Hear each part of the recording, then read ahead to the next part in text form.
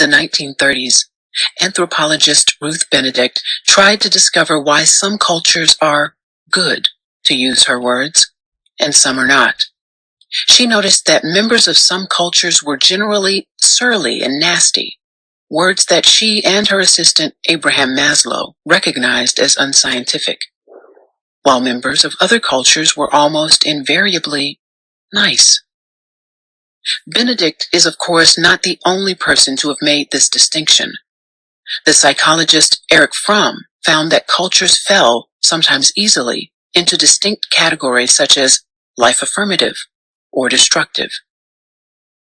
The Zuni Pueblos, Semangs, Mbutus, and others that he placed in the former category are extraordinary for the way in which they contrast with our own culture.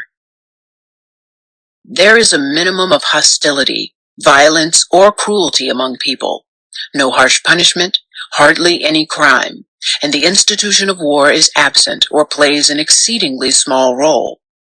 Children are treated with kindness. There is no severe corporal punishment. Women are in general considered equal to men, or at least not exploited or humiliated. There is a generally permissive and affirmative attitude toward sex. There is little envy, covetousness, greed, and exploitativeness. There is also little competition and individualism, and a great deal of cooperation. Personal property is only in things that are used. There is a general attitude of trust and confidence, not only in others, but particularly in nature. A general prevalence of good humor and a relative absence of depressive moods. Readers may more closely recognize our own culture in Fromm's description of the Dobas, the Kwakiutl, Aztecs, and others he put into the category of destructive. These cultures, he said, are characterized by much interpersonal violence, destructiveness, aggression, and cruelty, both within the tribe and against others, a pleasure in war, maliciousness, and treachery. The whole atmosphere of life is one of hostility, tension, and fear. Usually, there is a great deal of competition, great emphasis on private property, if not in material things, then in symbols, strict hierarchies, and a considerable amount of war-making. Fromm also defined a third category, non-destructive aggressive societies, which included Samoans, Crows, Ainus, and others, who are by no means permeated by destructiveness or cruelty or by exaggerated suspiciousness, but do not have the kind of gentleness and trust which is characteristic of the life-affirmative societies. Given the ubiquity of this culture's destructiveness, as well as its technological capacity, there has never been a more important time to ask Ruth Benedict's question: why are some cultures good and others not? Benedict found that good cultures, which she began to call secure or low aggression or high synergy cultures, could not be differentiated from surly and nasty cultures on the basis of race, geography, climate, size, wealth, poverty, complexity, matrilineality, patrilineality, house size, the absence or presence of polygamy, and so on. More research revealed to her one simple and commonsensical rule separating aggressive from non-aggressive cultures, a rule that has so far evaded implementation by our culture. The social forms and institutions of non-aggressive cultures positively reinforce acts that benefit the group as a whole, while negatively reinforcing acts and eliminating goals that harm some members of the group. The social forms of aggressive cultures, on the other hand, reward actions that emphasize individual gain, even or especially when that gain harms others in the community. A primary and sometimes all-consuming goal of members of these cultures is to come out ahead in their dog-eat-dog world. Another way to put this is that social arrangements of non-aggressive cultures eliminate the polarity between selfishness and altruism by making the two identical. In a good culture, the man atop the box from the parable above would have been scorned, despised, exiled, or otherwise prevented from damaging the community. To behave in such a selfish and destructive manner would be considered insane. Even had he conceived such a preposterous idea as hoarding all the fish, he would have been absolutely disallowed, because the box was held at the expense of the majority, as well as at the expense of future generations. For him to be a rich and influential member of a good culture, he would have to give away many or all of the fish. The act of giving would have made him rich in esteem. But he would never have been allowed to strip the river. There would have been no fear with regard to the gift of fish, for the social arrangements would have made him secure in the knowledge that if his next fishing trip failed, his more successful neighbors would feed him, just as this time he had fed them. It all comes down to how a culture handles wealth. If a culture manages it through what Benedict calls a siphon system, whereby wealth is constantly siphoned from rich to poor, the society as a whole and its members as individuals will be, for obvious reasons, secure. They will not need to hoard wealth, since this generosity is manifested not only monetarily, but in all aspects of life. They will also not need to act out their now non-existent insecurities in other ways. On the other hand, if a culture uses a funnel system in which those who accumulate wealth are esteemed, the result is that the advantage of one individual becomes a victory over another, and the majority who are not victorious must shift as they can. For reasons that should again be obvious, such social forms foster insecurity and aggression, both personal and cultural. One of the primary problems with our system of social rewards is its tautological nature. We grant communal responsibility and esteem to those who have accumulated and maintained power. But the primary motivation for those who are responsible for decisions affecting the larger community lies in the accumulation and maintenance of power. The good of the community does not matter. In time, the community takes on the character of these esteemed leaders. This happens primarily through direct decisions, the inculcation of citizens to emulate those who receive this respect, and the institutionalization of the leaders' drive for power. Institutions, be they governmental, economic, religious, educational, penal, charitable, will mirror their founders' proclivity for domination. It's inescapable. The system of rewards guarantees that responsibility for community decisions falls to those least capable of making decisions that will benefit the community, to the indecent, the watikos, the cannibals, to those who would destroy. The French anarchist Sébastien Faure located two principles that govern all policies within our system. First, the acquisition of power by all means, even the most vile. And second, to keep that power by all means, even the most vile. At some point in the ceaseless expansion of our culture's realm of control, the notion of a community was replaced by the acceptance of communal control by distant and increasingly unresponsive institutions. The larger the institution, the more accumulated power it takes to reach the top. It would follow that the primary motivations of those at the top are founded in the acquisition and maintenance of power, which means the more likely that the institution will manifest this particular form of destructive and psychotic behavior.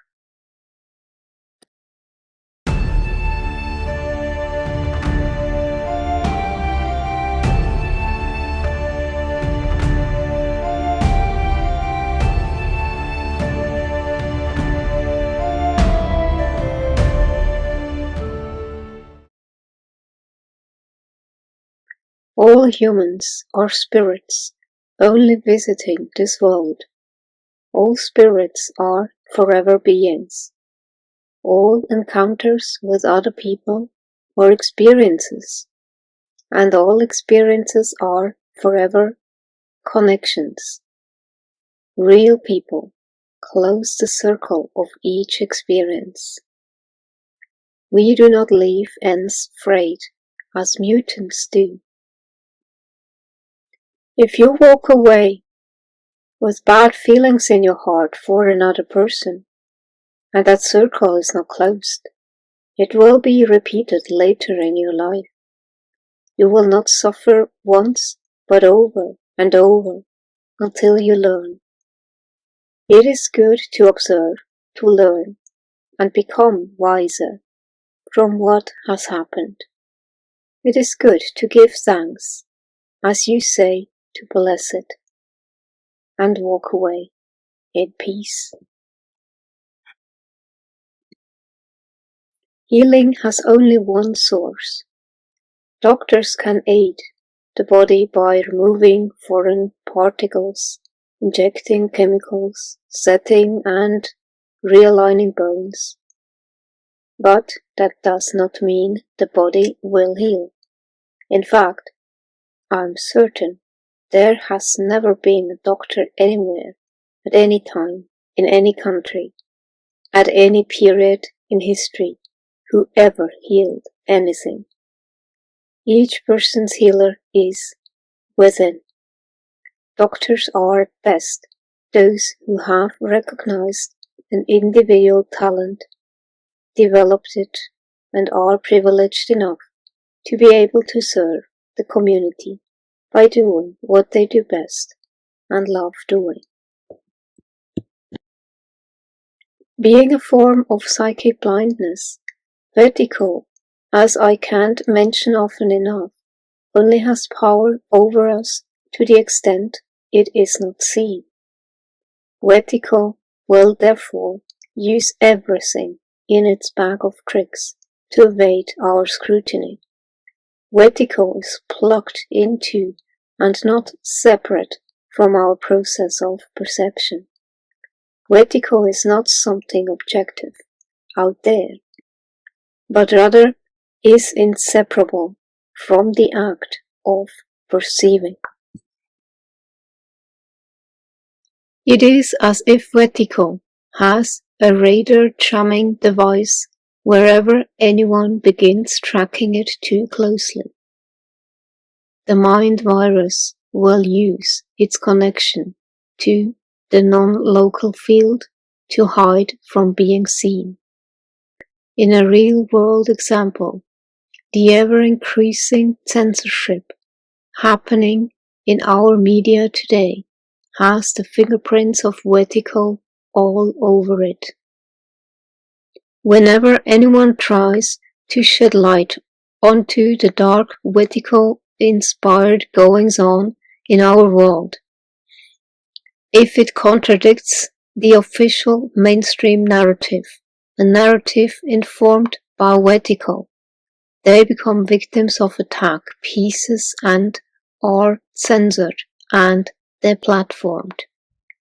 Crazy as it is, people who unthinkingly subscribe to consensus reality are convinced that they are in possession of the truth, and they are reinforced in this conviction because the overwhelming majority of people in their echo chambers, having also bought into what the powers that be want them to think, have a similar take on things.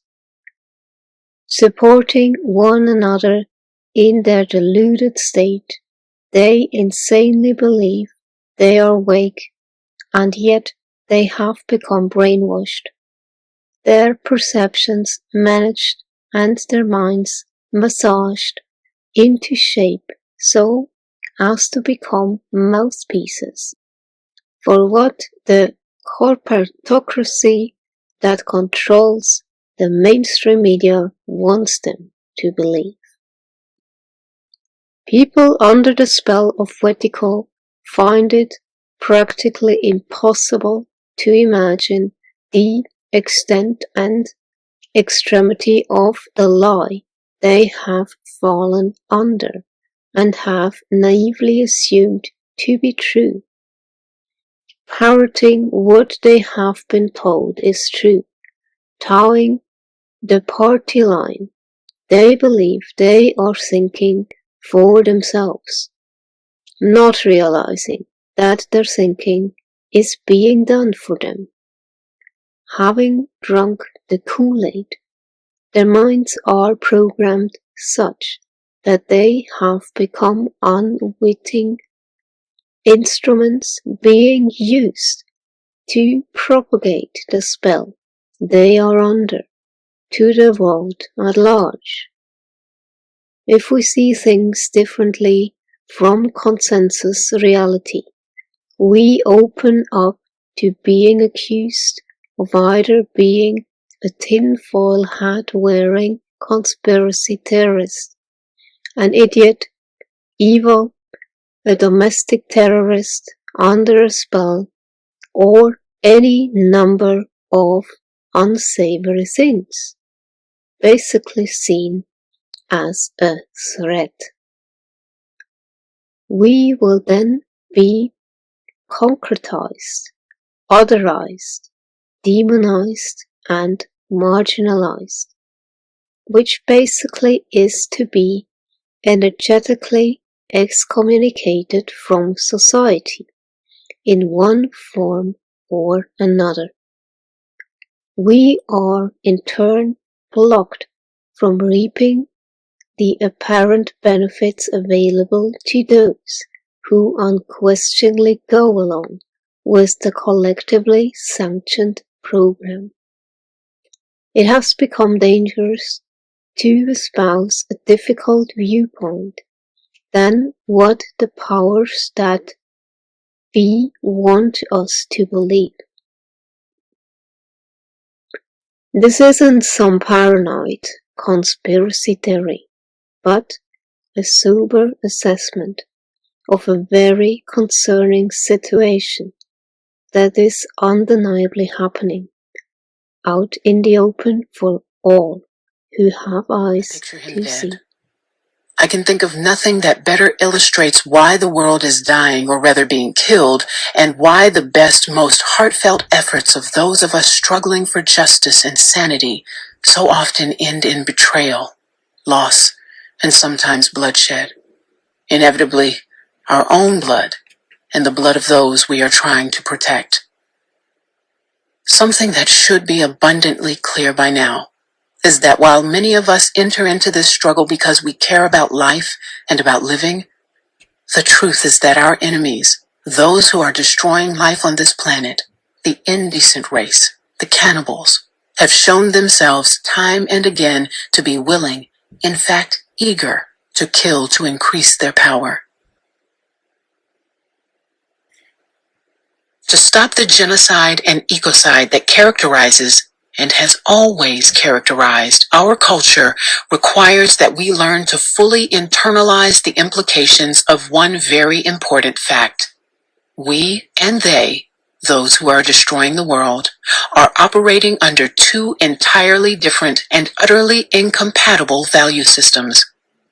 As Frankl said, there are those who are decent and those who are indecent. We value life and the living, and they value control and power. On the largest scale, it really is that simple. On an individual scale, it is much more complex.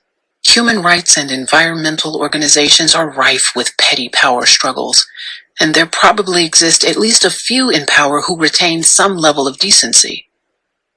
Time and again, we show ourselves willing to die or to live to support ecological and economic justice and sanity. And time and again, our enemies, the indecent ones, the destroyers, show themselves willing to lie and to kill to maintain control. Ultimately, negotiations are bound to fail. You cannot negotiate with someone who systematically lies to you. If you win your points during negotiation, the agreement will be broken. Indians have seen this, as have forest activists, toxic activists, nuclear activists, and anti-war activists, and so on. This is not to say we shouldn't negotiate, but to expect to be dealt with fairly by those who have shown no scruples about lying and using naked force to take what they want is to engage in magical thinking. It is delusional, It is, to speak of this as we would a dysfunctional family, like playing the part of codependent partner in a parasitic and abusive relationship. It is to participate in our own victimization. The bitter truth that most of us are unwilling to face is that our enemies are institutionally and oftentimes individually psychopathological. They have the cannibal sickness. The lives of those they kill simply do not exist in the minds of the killers. This is true for victims. And what if we meant it? We are losing a one-sided and defensive war. If we learn nothing else from the bravery and deaths of the 14 Tupac Amaristas, it is that we must take the offensive. We must struggle, never for a moment letting go of the life-affirming values we believe in, and bring that struggle to their doorstep instead of ours. We must learn also that resistance is never futile, and that we have no option as human beings but to struggle as though our lives depended on it, which of course they do, to ensure that each and every one of us is granted the right to be. Our goal must be nothing less than the rediscovery of what it means to be a human inhabitant of this world into which each of us is born. The planet is waiting for us to rediscover it, waiting to be allowed nothing more than the simple right to be. It will grant the same favor in return.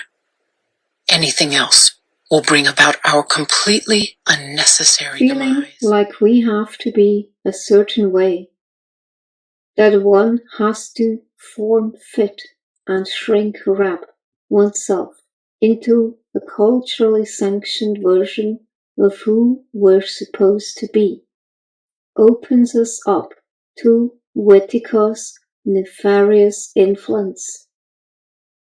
If we get hooked into believing, for whatever reason, that we have to offer a prefabricated version of who we are, practically tying oneself up in a pretzel so as to feel like we're meeting others' expectations, we are on our way to becoming disoriented as to who we actually are and our true path in life. We are thereby a dream come true for Wetiko. Easy prey to be used for its sinister purposes. Over the years of studying Wetiko, I've realized that one of the main ways it works is by shutting down our voice, both inner and outer. The essence of all of the multiple variations of the theme of abuse comes down to the message that it's not safe to authentically and fully express oneself.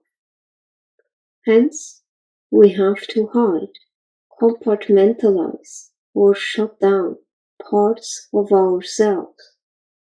A process that is both inspired by and feeds Wetiko. Once this dynamic becomes internalized within our mind and rendered unconscious, it becomes our subconscious operating system and is hence invisible to us. We then become our own control system and preemptively, without even realizing it, we shut down without the aid of any external force.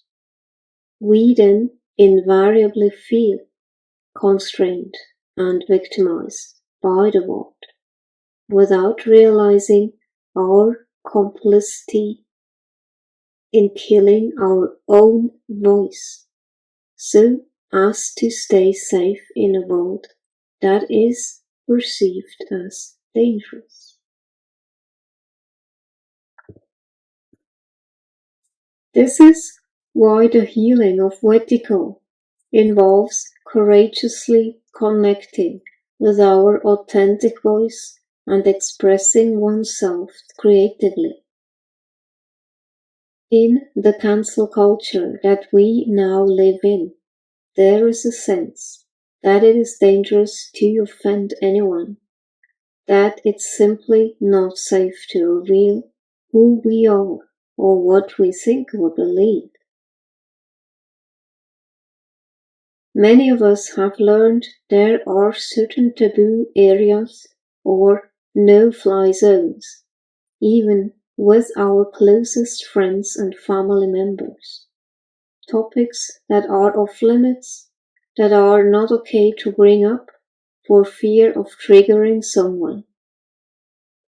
Becoming hypervigilant, we fall into the chronic, unconscious habit of monitoring our environment and ourselves, so as to know what's safe to reveal about ourselves. A most unnatural process that further opens the door for Wetiko's preternatural influence. Close our eyes to poverty, affliction, or infamy. We kill when, because it is easier, we countenance or pretend to approve of atrophied social, political, educational, and religious institutions, instead of resolutely combating them. Hermann Hesse. There are only two human races, the race of the decent and the race of the indecent people. To restate this in terms of his book's exploration, there are those who listen and those who do not, those who value life and those who do not, those who do not destroy and those who do. The indigenous author Jack Forbes describes those who would destroy as suffering from a literal illness, a virulent and contagious disease he calls Wetiko, or cannibal sickness, because those so afflicted consume the lives of others, human and non-human, for private purpose or profit, and do so with no giving back of their own lives. There are those who are well and those who are sick. The distinction really is that stark. Attending to this distinction leads again to the central question of our time, restated. How can those of us who are well learn to respond effectively to those who are not? How can the decent respond to the indecent? If we fail to appreciate and answer this question, those who destroy will in the end cause the cessation of life on this planet, or at least as much of it as they can. The finitude of the planet guarantees that running away is no longer a sufficient response. Those who destroy must be stopped. The question: how? Being triggered. One of the most important things we can do to depotentiate Wetiko in our world is to make sure that we don't contribute to it. There is a strong unconscious tendency in people when encountering Wetiko to add more Wetiko to the field via our unconscious reactions to seeing it. This is to say that one of the main ways Wetiko replicates itself in the field is through our involuntary, automatic, unconscious reactions to it. Though Wetiko can seem so esoteric, it is something each one of us is intimately familiar within our interactions with one another in our everyday lives. Not only does it play out in our own mind, it informs, gives shape to, and propagates through our relationships with others. One of the main ways Wetiko insinuates itself into our relationships is when we get triggered by something that someone else is doing or saying. When I get triggered, my IQ drops 30 points. 30 points might be an understatement. What he said was so obviously true that it elicited no argument from me at all. When we get triggered by Wetiko, our rationality, our intelligence, our ability to self-reflect often goes out the window. Just like seeing the unconscious in someone necessarily activates our own unconscious, seeing Wetiko in someone else practically guarantees money back that Wetiko will be triggered in us. Being triggered in itself isn't a manifestation of Wetiko. It's how we react to being triggered that is the key. If we have a knee-jerk reaction, indulging in and acting out our trigger, then in our unconscious reaction, which is almost always rooted in past unhealed trauma and wounding, we are unknowingly offering ourselves up to Wetiko.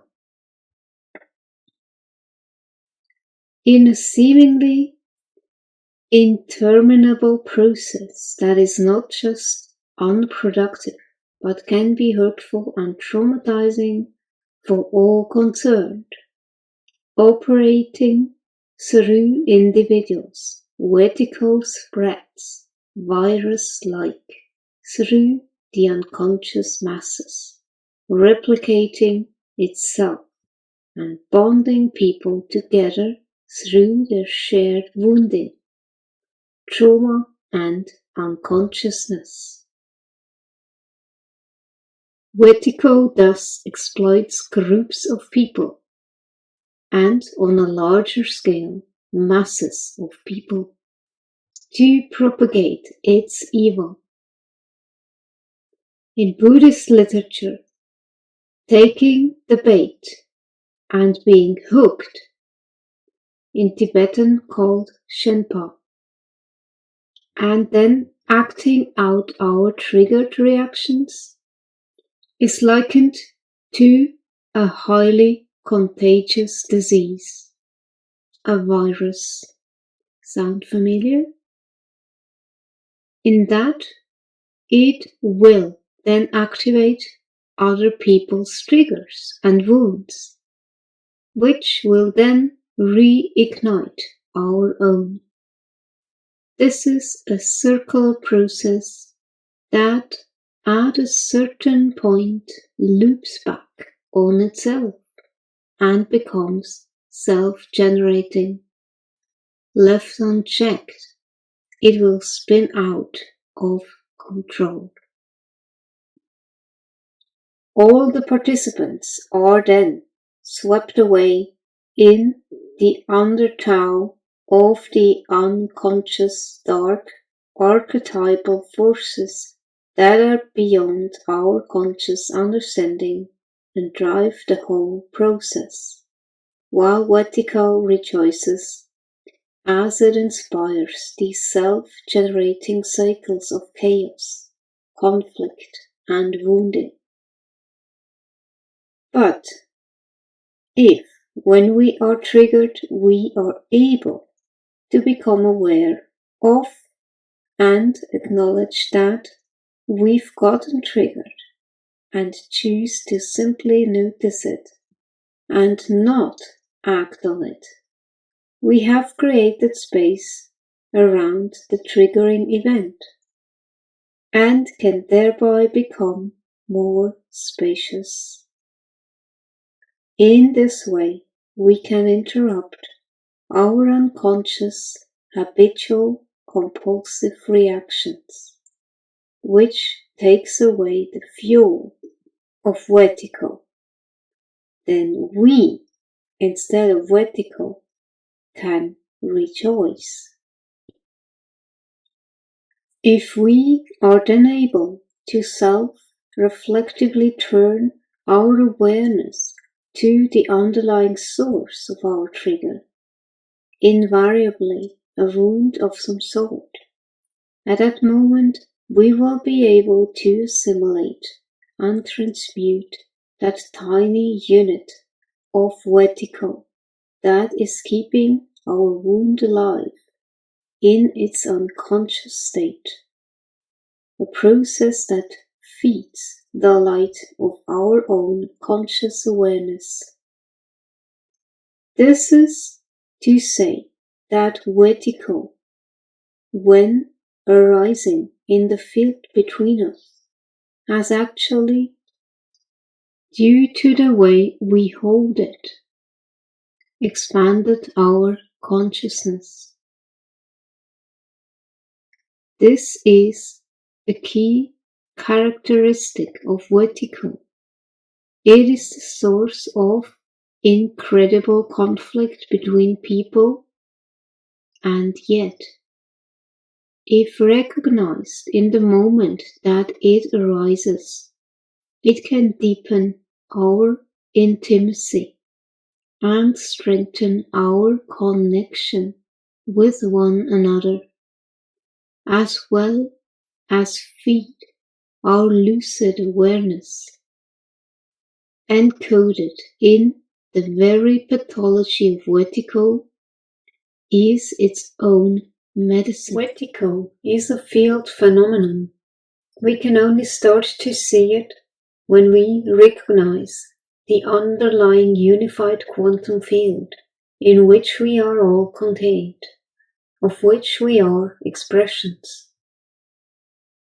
When someone in a family system becomes a conduit for vertigo, be it an actual family, a group of people, an institution, a nation, or our entire species, it affects and is an expression of the state of the whole non-local field, which interfaces with and is not separate from our own mind. To understand the non-local agency of vertigo, we can't just focus on one person in isolation from the rest of the family system, but rather we need to look at how all of the interrelated roles in the system reciprocally co-arise and mutually condition and reinforce one another. In the non-local quantum field, there are no separate parts interacting.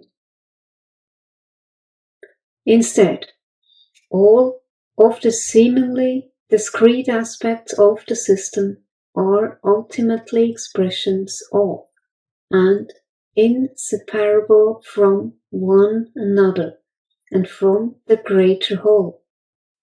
It is only when the whole system and underlying non-local field that informs and gives shape to it are brought into focus that we can begin to see, sometimes with the force of a revelation, how vertigo, behind the scenes, choreographs all of the myriad interlocking roles that compose the field to play out the way it does. A spectral devilish agent, vertigo has a backstage quality that surreptitiously moves among unwitting groups of people, activating their unconscious wounds, traumas, and unhealed abuse issues, each in their own unique way, so as to incite misunderstandings between them. Elusive as hell, no one knows where to find the source of the confusion, so we typically find someone else to blame. Few suspect the culprit is to be found deep within our own mind and in our unconscious reactions. The abuse, trauma, and wounding that happen in relationships could never play out the way they do, and the person in the role of the abuser could never get away with such abuse without the field conspiring to enable it.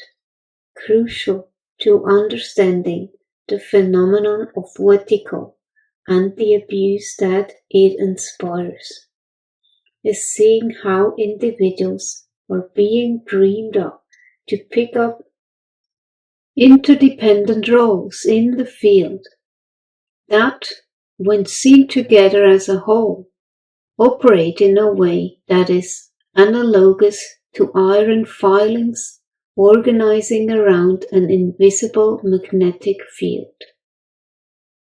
This is how Wetiko creates the circumstance through which it is able to propagate itself throughout the quantum field. It is only when the deeper pattern that connects and informs all of the interconnected parts comes into focus that we are able to recognize that Wetiko is a field phenomenon, which is to begin to see it.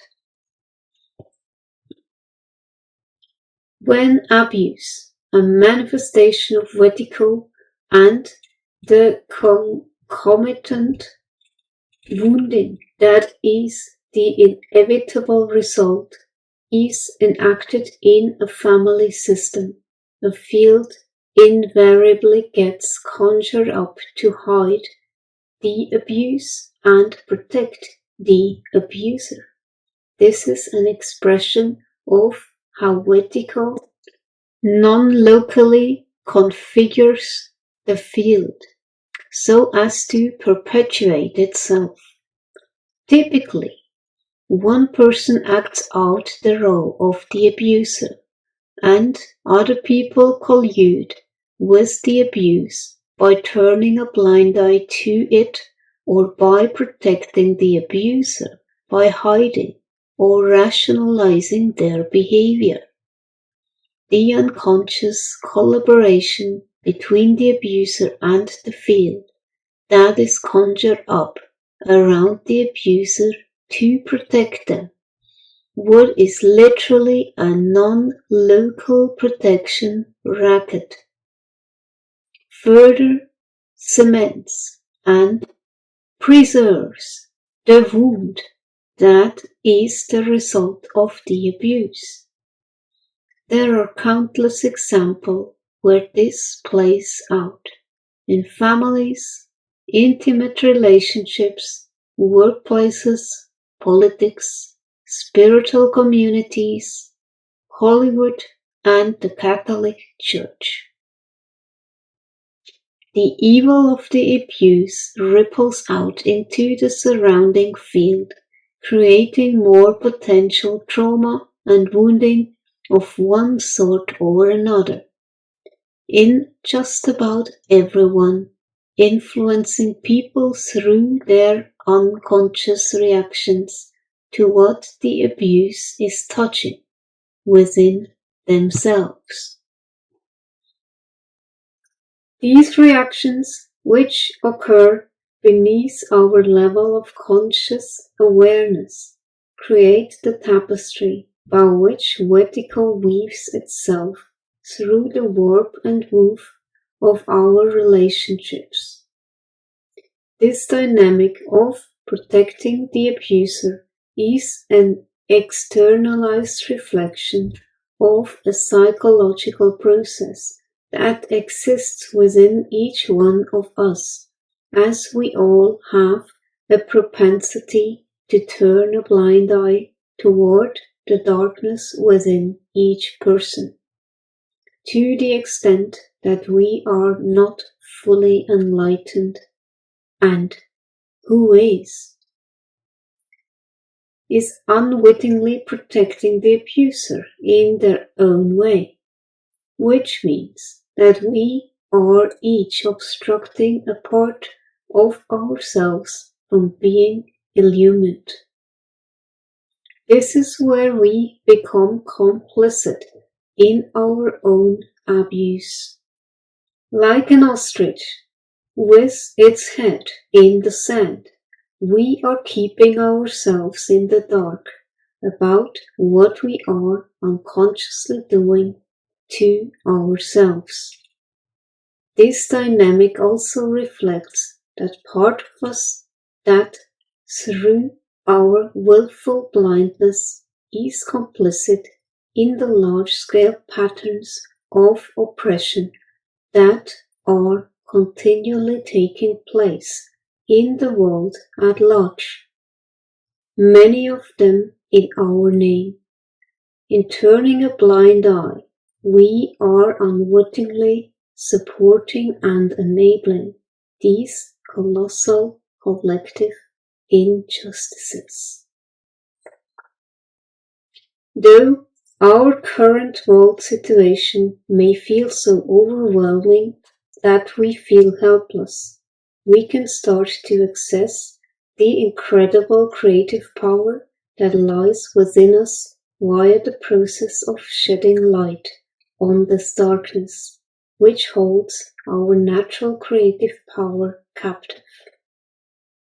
Our wounds, unhealed abuse issues, unassimilated trauma, and unconscious triggers and projections can get in the relational field between us so as to create all sorts of misunderstandings and problems.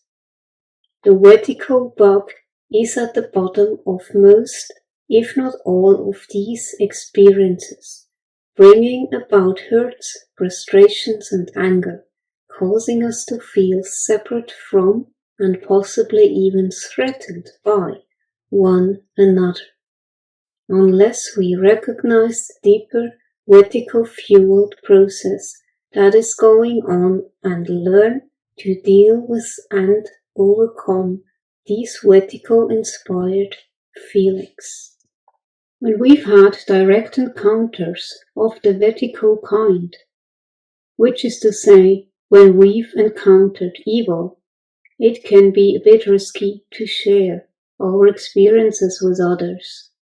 Say, for example, we've had an experience of abuse, which consisted, as it almost always does, of our authentic being and creative self-expression being judged, pathologized, or maybe even shut down by someone in a position of authority, be it a parent, teacher, healer, therapist, or the like. Oftentimes this kind of experience can shake us up so badly that it can completely shatter our sense of the safe world we thought we lived in, which is the very nature of trauma.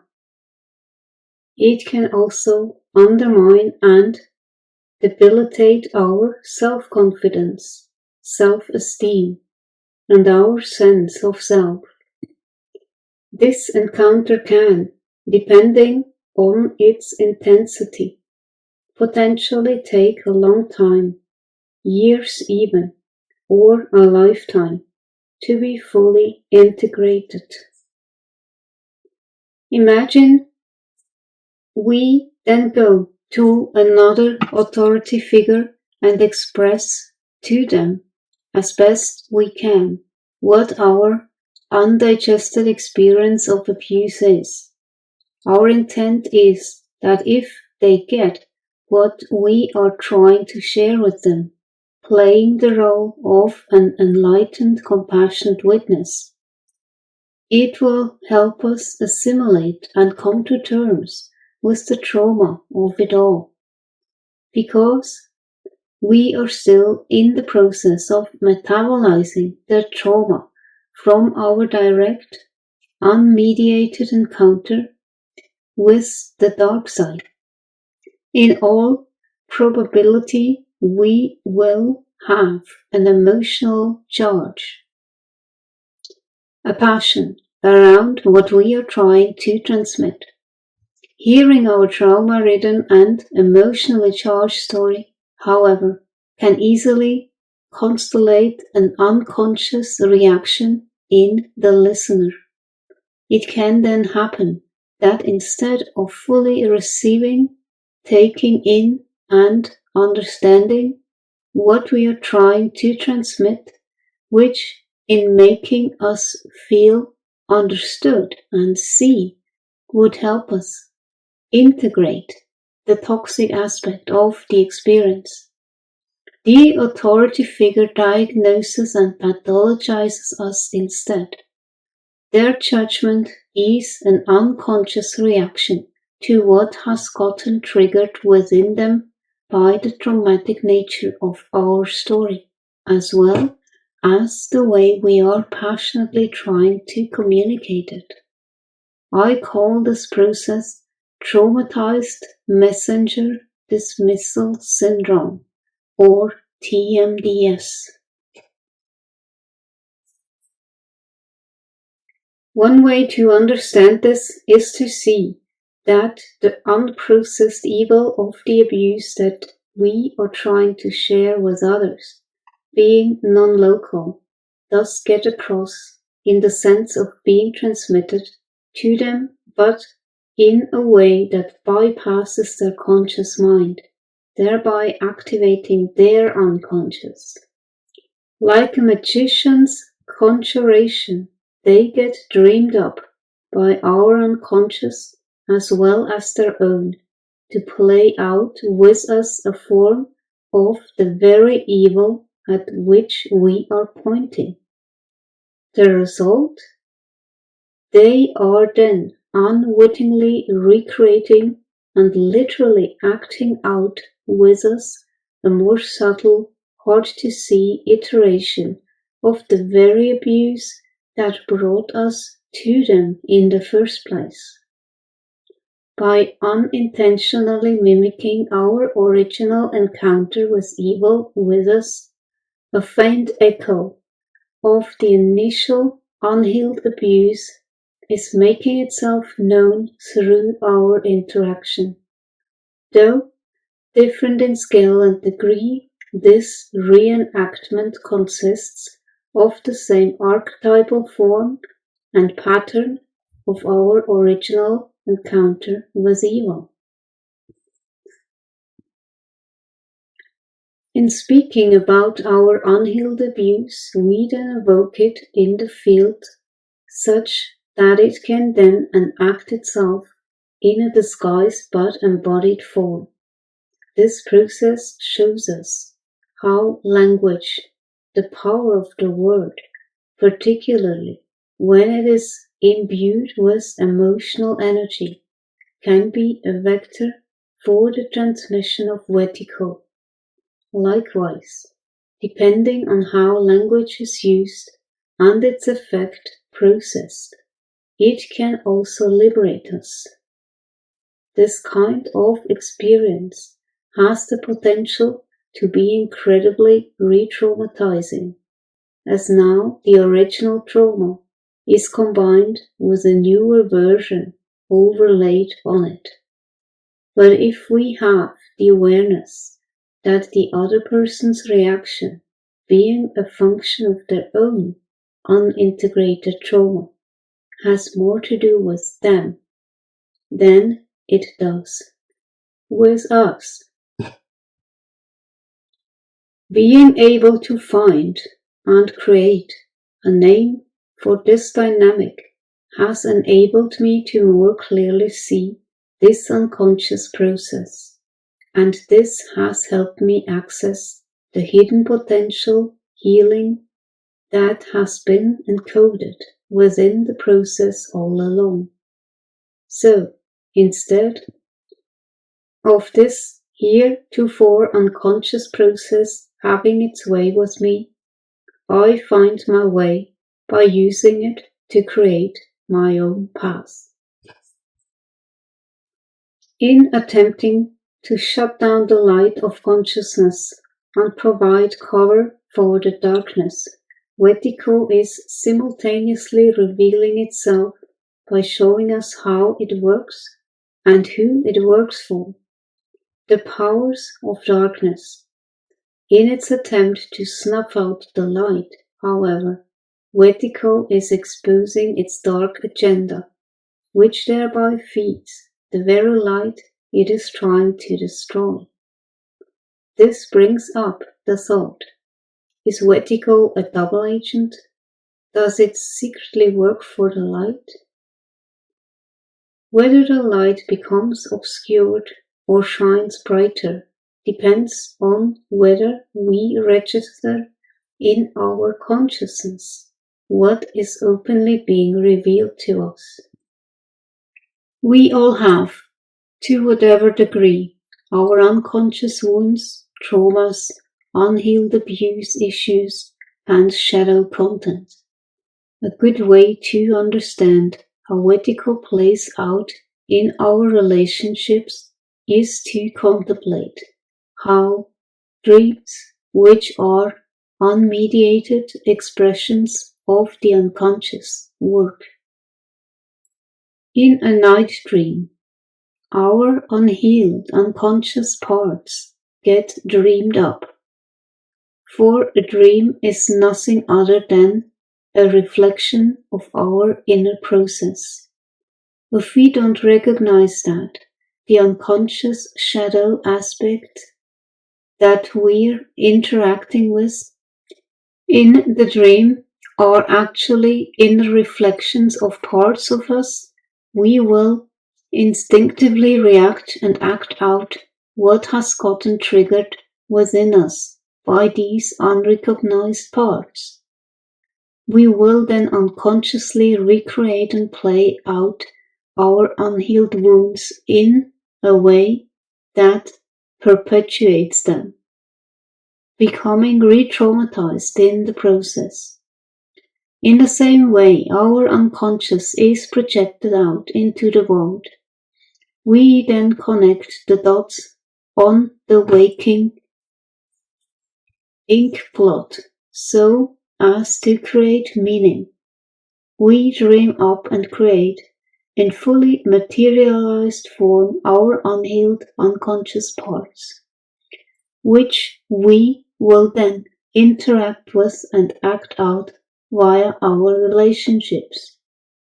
Like an artist, we sculpt, giving shape and embodied form to our unhealed unconscious inner process in the seemingly outer landscape of our relationships. If we don't notice the reflective correlation between the inner landscape of our unconscious life and our experiences in the world, as if falling under a spell, we will feel victimized by what happens to us through our relationships, not realizing the part we are playing in creating our experiences. Wetiko, it should be remembered, acts itself out through the projective tendencies of the mind. It is as if our unconscious scans the environment for people who, based on their unconscious shadow and wounds, have suitable hooks on which we can hang our projections. Once we find someone who can carry our projections, we continually evoke and subtly amplify the shadow aspects of the other person, unconsciously solidifying them to practically embody this shadow quality. at least in our mind, so that they can play out an unconscious shadow part of ourself. Being that this entire process happens unconsciously, it has the same underlying dynamic as how our unconscious crafts our dreams at night. We are dreaming not just at night, but through our waking lives as well, experiencing an instantaneous rendering of the contents of our unconscious through the various forms of our waking experience. This dynamic underlies the diabolical nature of the repetition compulsion, which is the very pathology of trauma. Our unhealed trauma compels us beneath our conscious awareness to recreate and play out the original trauma in hidden and not so hidden forms, again and again. Encoded within our compulsively acting out our trauma, however, is its potential resolution. Our unconscious, forgotten, dissociated, dismembered, and unremembered parts that inform our trauma are longing to be consciously experienced, which would liberate the unconscious energy that's continually enlivening the recreation of the original trauma.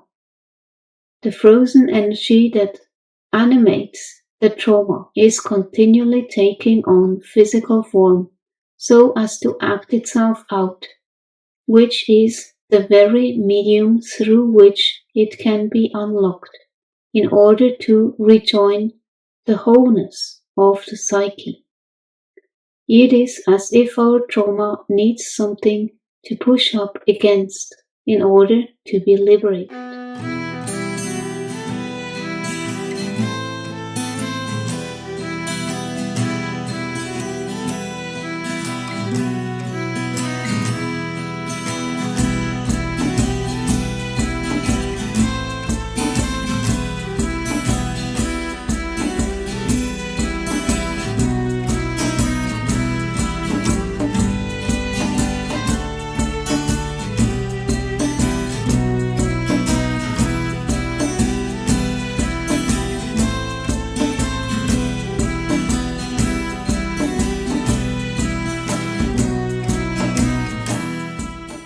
But you didn't set up the system. Do what you can, but don't identify with the problem. If you internalize what is not yours, you fight not only with them, but yourself as well. Take responsibility for only that which you're responsible, your own thoughts and actions. Although there is much I admire about many indigenous cultures, and much I despise about my own tradition, it would serve neither me nor the world for me to turn my back on the dominant culture and attempt to be something that I'm not. I'm white, of Danish, French, Scottish descent. I'm civilized. I'm not and will never be from an indigenous culture. That doesn't mean I cannot establish a relationship with the land where I live, based not on indigenous beliefs and practices, but instead on my own primary experience. Nor does it mean I cannot help bring to a final halt the pervasive destructiveness of our culture. On the contrary, it seems traditional indigenous people generally have their hands full maintaining their cultures under the social, ecological, economic, religious, and military stresses placed on them by our culture, which means it falls primarily to those of us born in the dominant culture, those of us who know it most intimately, to eat away at it from inside, to break it down, and ultimately to destroy it before it takes down with it the rest of the planet in its final act of other and self-consumption.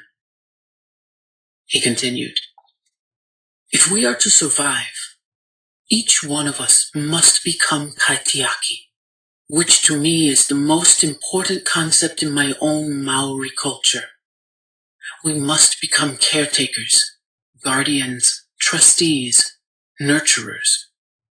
In the old days, each whānau, or family, used to look after a specific piece of terrain.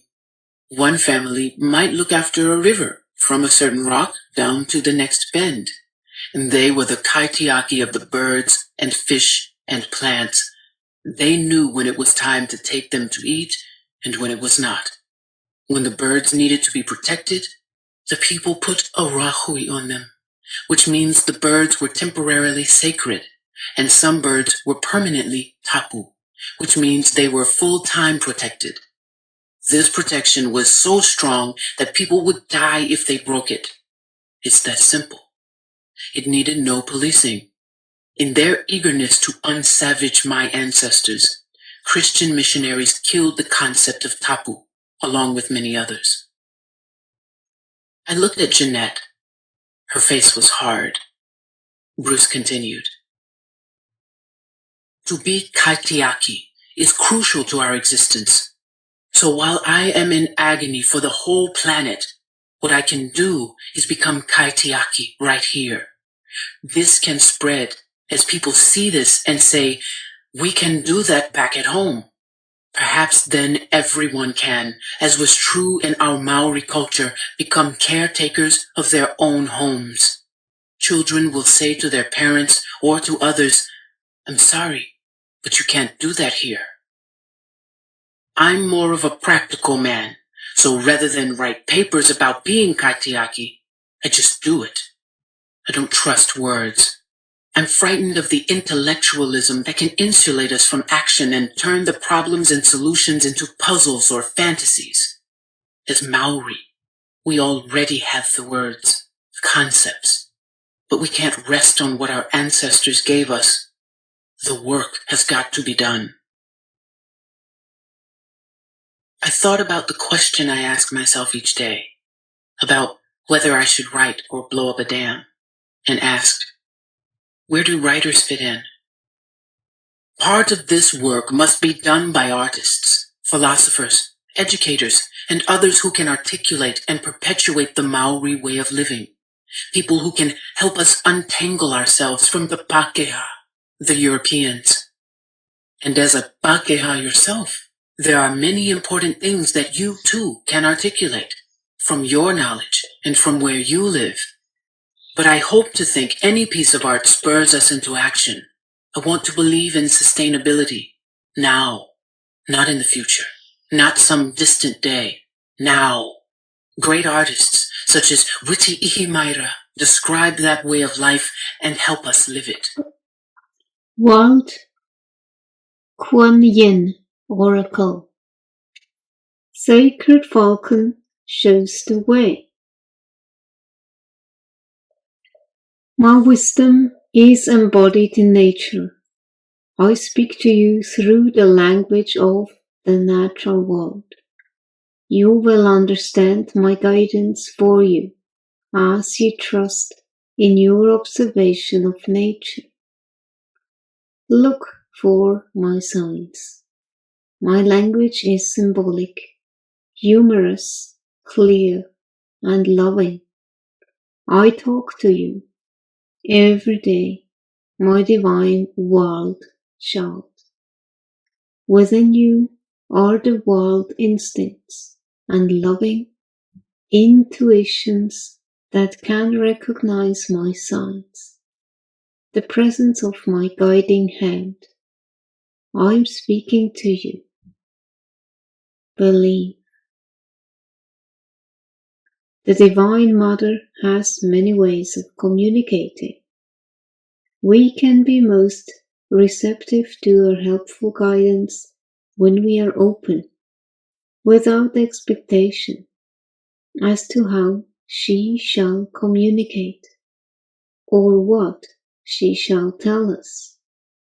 We must be willing to trust our hearts when we feel moved, even if our logical mind has doubts. Your heart just knows when you have received a sign from the Divine Mother. It could be the most ordinary occurrence, a simple remark made by another, a song on the radio, the sudden appearance of an animal. Yet, Underneath this apparent ordinariness, there is a sense of the numinous, the magic that catches your breath before your mind steps into the scout it as fanciful. You sense and feel something profound beneath the appearance of the everyday. Or perhaps your sign is more dramatic, an accident that seems like a warning, or a synchronicity too vivid or compelling to ignore.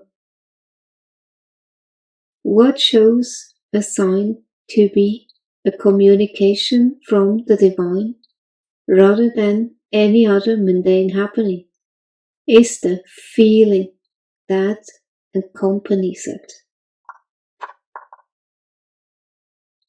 It captures your attention and you sense there is meaning for you, even if you are not sure immediately what that meaning could be.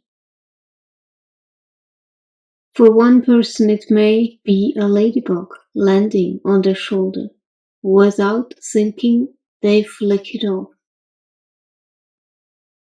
For you, however, that same simple happening could reflect a deeper communion.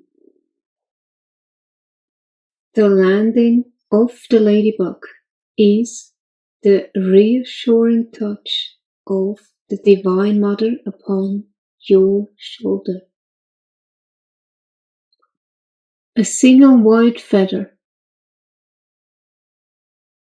fall from the sky and land at your feet. Somehow you know everything's going to be all right. When the oracle of Sacred Falcon shows the way comes to you, you are being told to trust the signs. Trust what your heart tells you, what you feel, over and above any apparent logic. Trust where you are being led and what you feel the divine is communicating to you through the happenings in the natural world.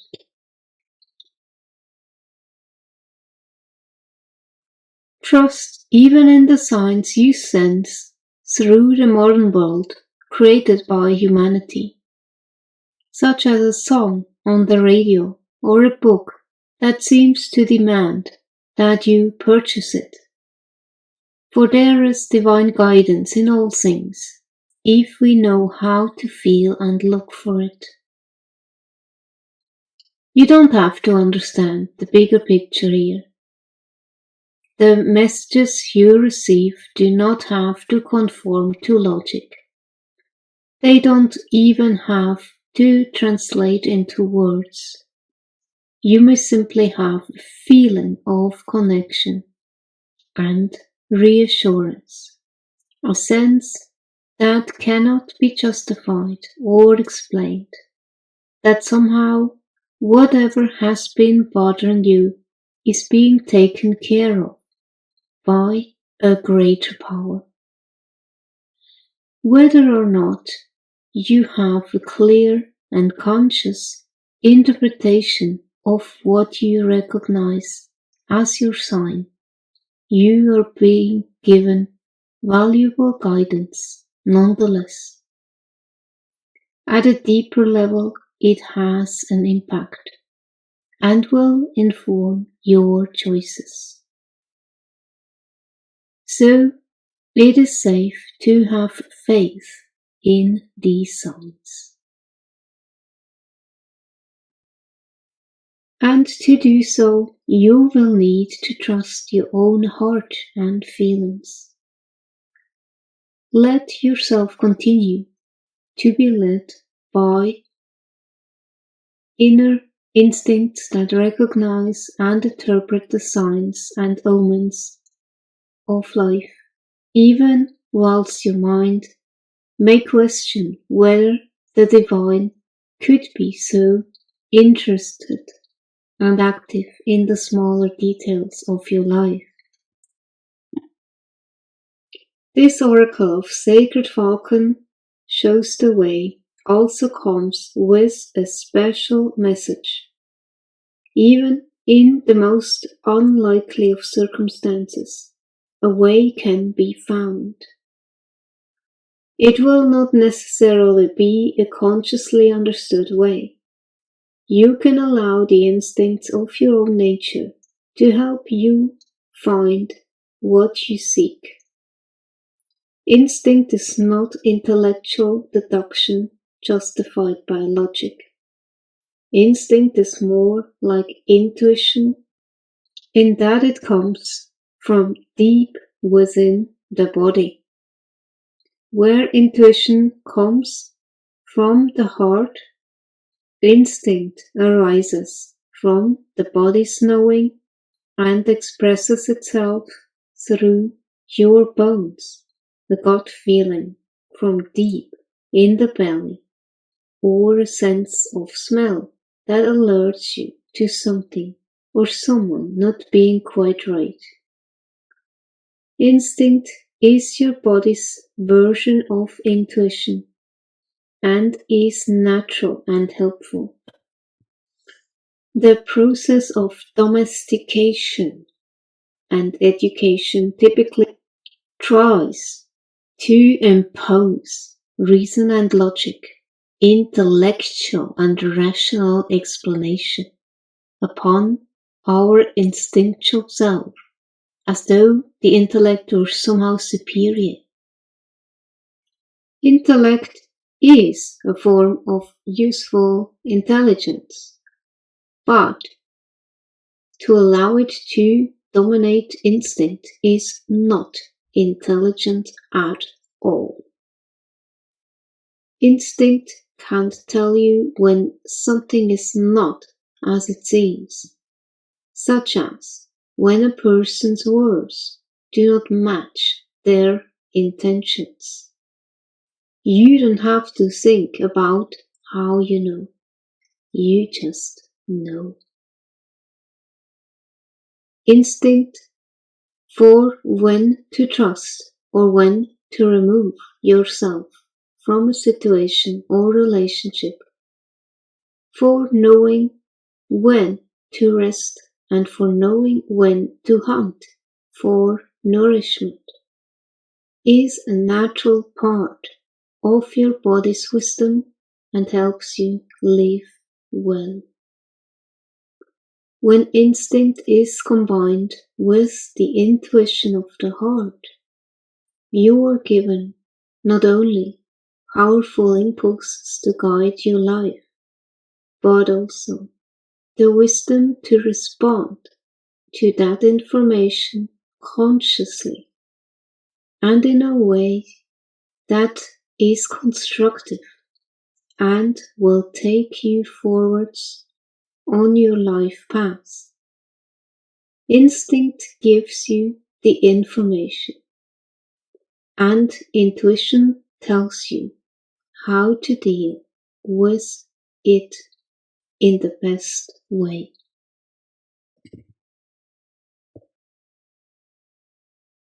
Restoring the honored connection between instinct and intuition, between the deep knowing of our body and the loving wisdom of our heart, is an integral part of our rewilding journey to become a fully alive, divine human being rather than one with a broken will and disconnected mind, body, soul. This oracle brings you encouragement with such a process. We learn to listen, to care, to value, to respect. We are curious, open, inquisitive, and non-judging, and our intuitive heart responds to the information the body provides. When we choose to live with wildness, which means openness to all of who we are rather than the parts that seem proper, appropriate, socially acceptable, controlled, and tamed. Then we need our instincts, just like the hunter needs the falcon. We must learn to trust at that deeper level, restoring dignity to our basic responses to life and learning to use their messages with wisdom.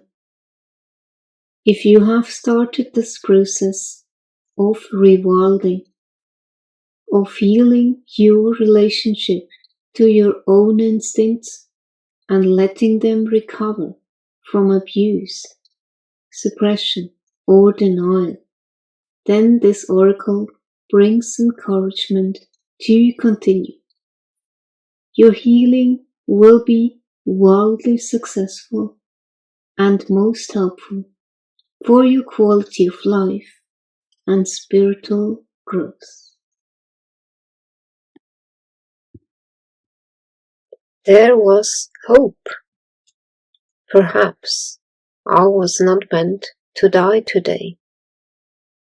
Thank you, thank you, thank you, I said in silence. Mental telepathy. It is the way humans were designed to communicate. Different languages and various written alphabets are eliminated as obstacles when people use head-to-head talk. But it would never work in my world, I reasoned, where people steal from the company, cheat on taxes, have affairs. My people would never stand for being literally open-minded. There is too much deception, too much hurt, too much bitterness to hide. Mental telepathy was something I sensed the people back home would find difficult to believe. They could easily accept that humans around the world were cruel to each other, but would be reluctant to believe there were people on Earth who were not racist, who lived together in total support and harmony, who discovered their own unique talent and honor it as well as honor everyone else. The reason, according to Uta, that real people can use telepathy is because, above all, they never tell a lie, not a small fabrication, not a partial truth, nor any gross, unreal statement. No lies at all. So they have nothing to hide. They are a group of people who are not afraid to have their minds open, to receive, and are willing to give one another information. The real people don't think the voice was designed for talking. You do that with your heart, head center.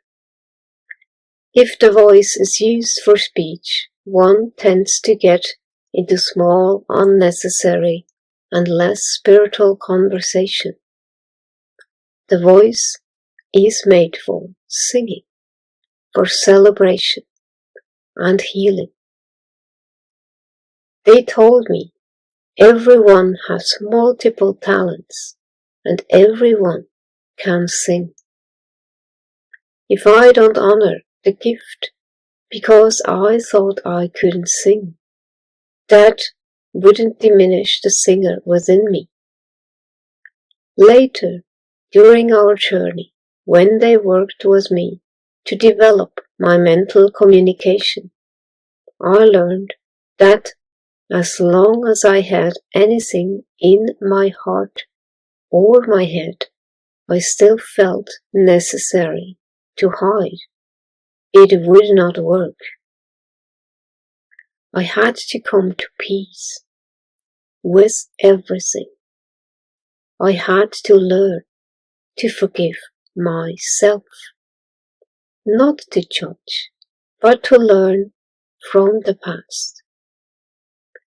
They showed me how vital it is to accept, be truthful, and love myself, so I could do the same with others. Spirit Woman stood, hands extended over her head, offering her talent to the invisible audience in the sky. She opened herself to be a means of expression if divine oneness were to operate through her that day. She desired to share her talent with me. By valuing abstraction over living beings, we seal not only our own fate, but the fates of all those we encounter. The division of the brain is something neuroscientists don't like to talk about anymore, where the left hemisphere gives narrow, sharply focused attention to detail. And people who lose their right hemispheres have a pathological narrowing of the window of attention. But humans are different. The big thing about humans is their frontal lobes. And the purpose of that part of the brain? To inhibit the rest of the brain, both the Machiavellian and the Erasmian. Now, to do the Machiavellian stuff, to manipulate the world, which is very important, we need to be able to interact with the world and use it for our benefit.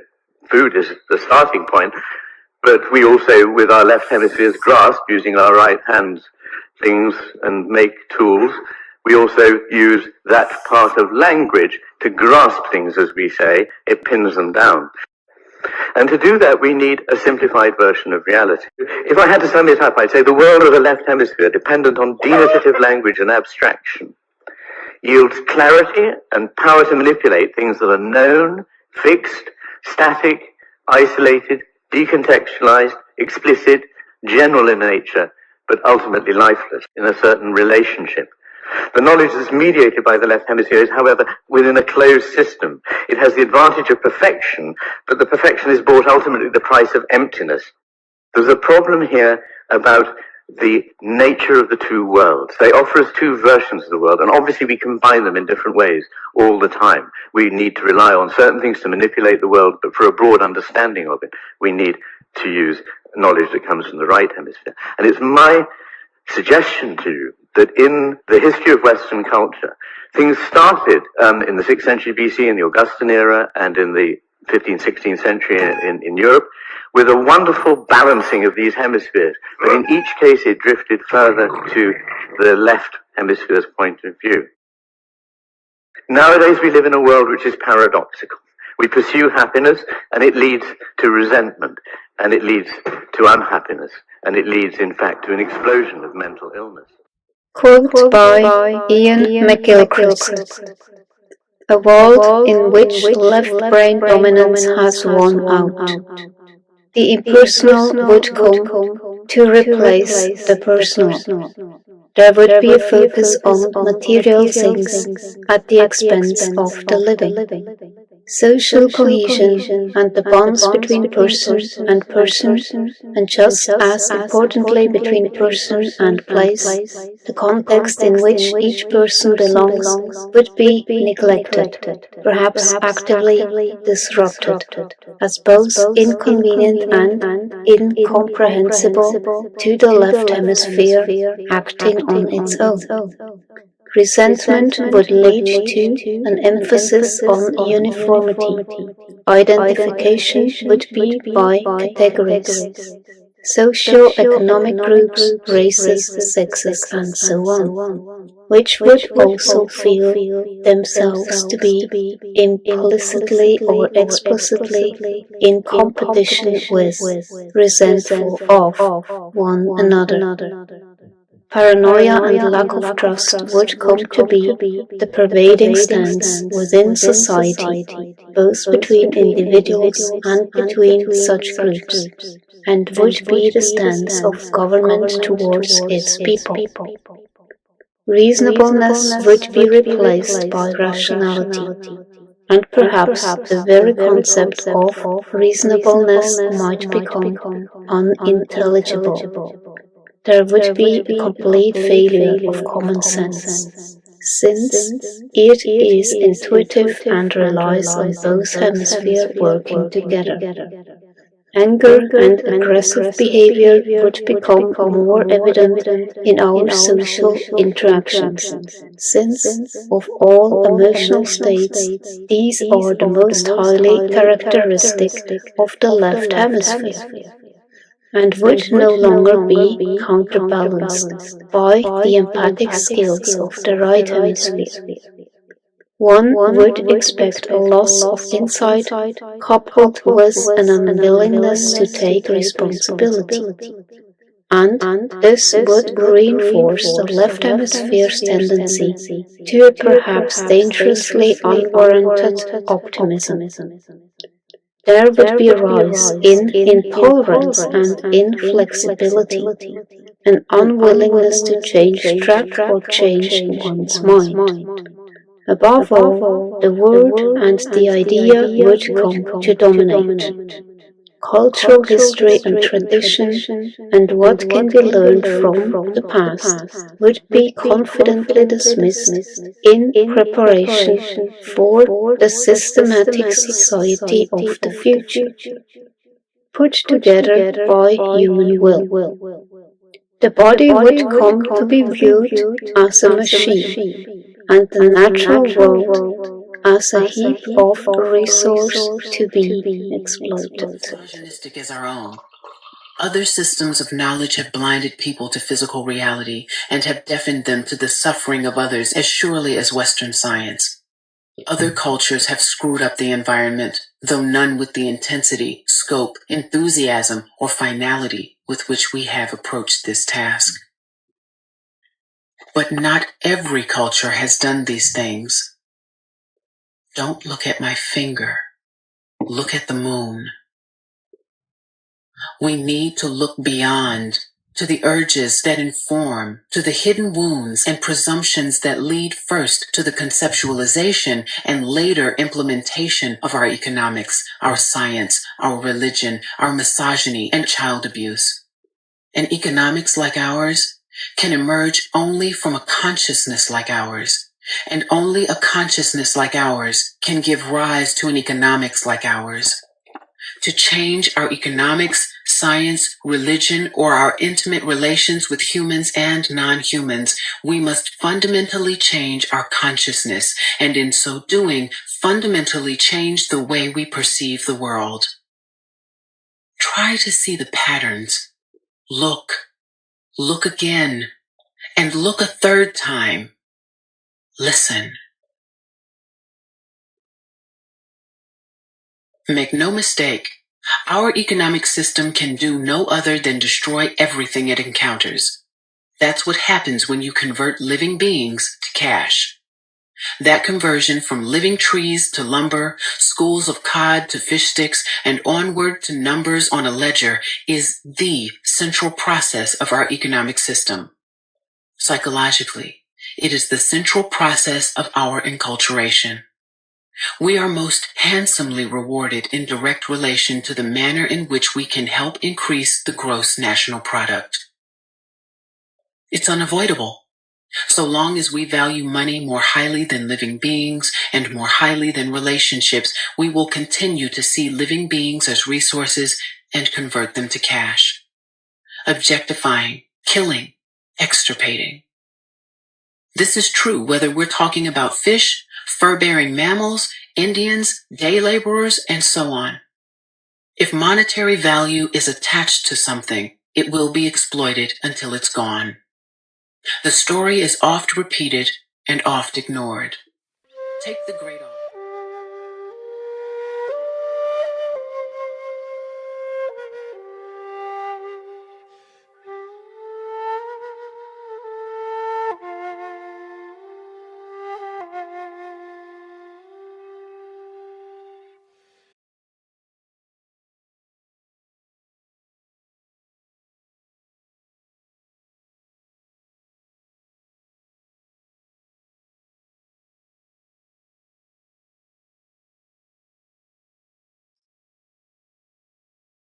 The goal is the process.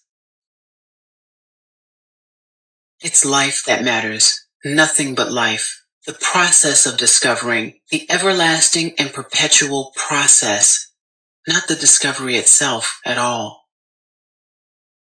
Fyodor Dostoevsky.